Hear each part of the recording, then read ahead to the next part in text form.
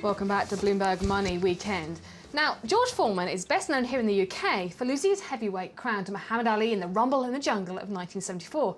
But in the US, he's now more widely recognised as being the man behind the lean, mean, fat-reducing grilling machine. He's sold over 90 million, well, near 90 million of his grill machines worldwide since it launched in 1994.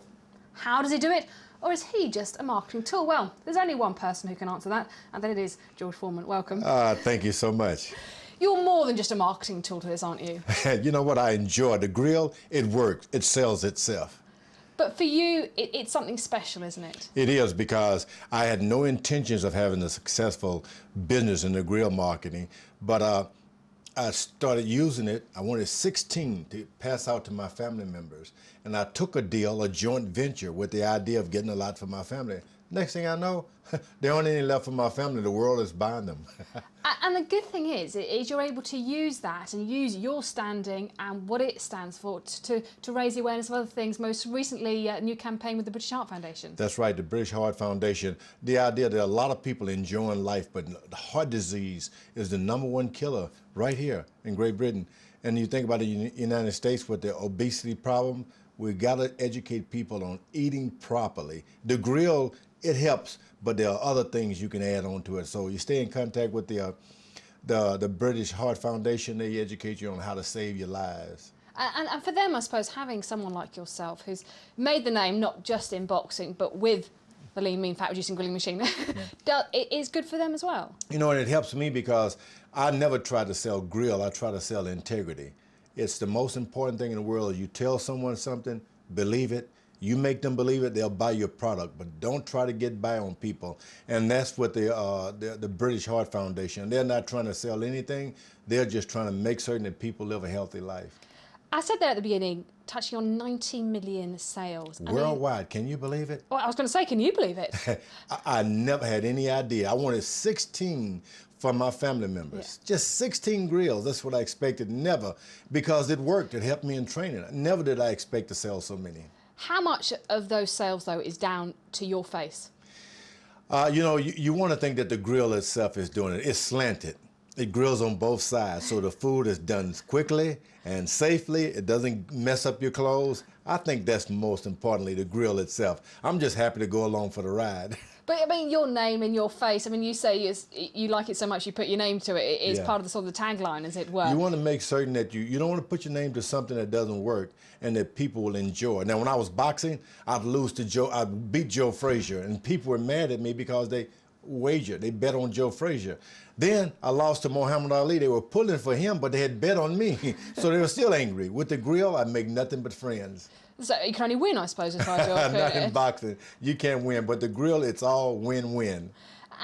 And just the sort of endorsements and image rights, you know, it's become such a big business, hasn't it? That's right. Marketing, and you want to make sure you get out there and market a product and license it, and you get the right image and you say the right thing for the right product, and that's what the world is looking for. The world has become one now.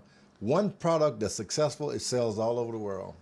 But it does in itself bring its problems with it as well, doesn't it? Yeah, branding is the way to go. You brand it, and then there are a lot of problems, but you got to keep up your performance of integrity. You got to make certain that what you sell, what you say is true, and people see right through you. Don't lie to them. What's been the difficultest part of that for you, the business side of the image rights? You want to make sure, for me, I have to sell 24 hours a day. There's no wake up later on. The hour that you fall asleep is the hour that person who is dependent on you to be the nice person that you seem to be will knock on your shoulder, knock on your door, and wake you up and say, can I have your autograph? And you better say yes, and you better do it with a smile. OK, well, George Foreman is staying with us, so do stay with us here on Bloomberg Money Weekend. After break, we're going to be finding out what George thinks of the modern game of boxing and a bit more on his lean, mean, fat-reducing grilling machine.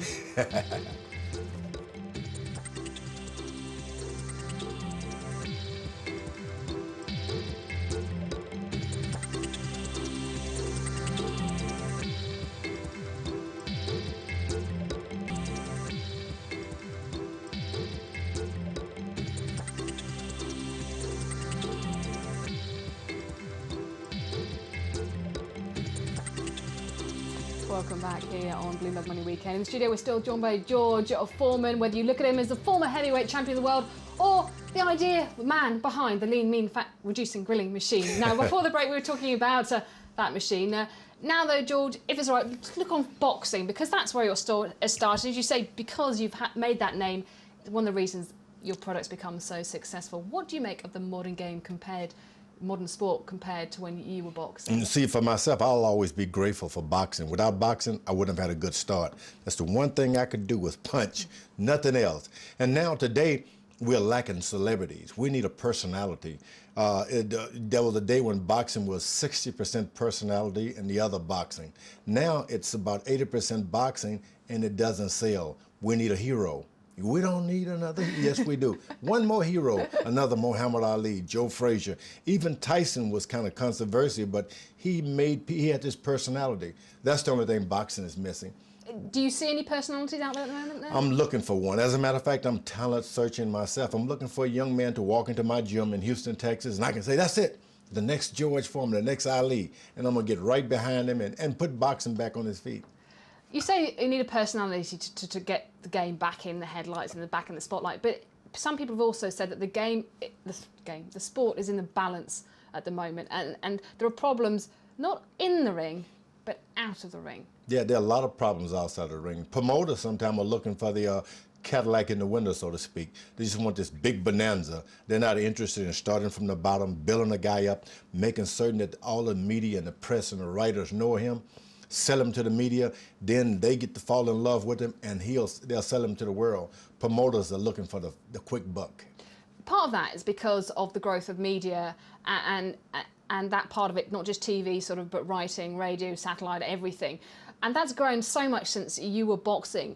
It's brought more money into the sport, but at the same time, do you think it has brought some bad things to it? Well, the media has grown, but sometimes the media forget to grow personalities with them. Sometimes the media gets to be bigger than the personality. They started off, they gave Joe Louis the name, the Brown Bummer, and they followed him around as a young boy. When he got to be champion, they were right there with him. They're not bringing up the personalities anymore. We need to start doing that. We need the media. Good boxer. The best boxing show in the world, the best fight in the world is no good unless the media is talking about it. Looking at the number of boxers out there, US boxers seem to have sort of vanished into the distance at the moment. What's happening? Oh, we've gotten spoiled there. You look up for a young fighter now and you say, look, I'm gonna teach, you're gonna be rich, you're gonna be famous. And they already have a diamond earring on. They haven't had one boxing match, so there's no aspiration. I mean, there's no drive. They need hunger. The fighters from Russia now, they're hungry. They want to be famous, they want to be rich. If we can just wake the American boxers up again to this hunger, the country will dominate again. They're just not hungry now, we're spoiled. Spoiled? Do you think you've been spoiled for too long then? We've been spoiled for too long. Things come too easy. And boxing, who wants a scratch on their face?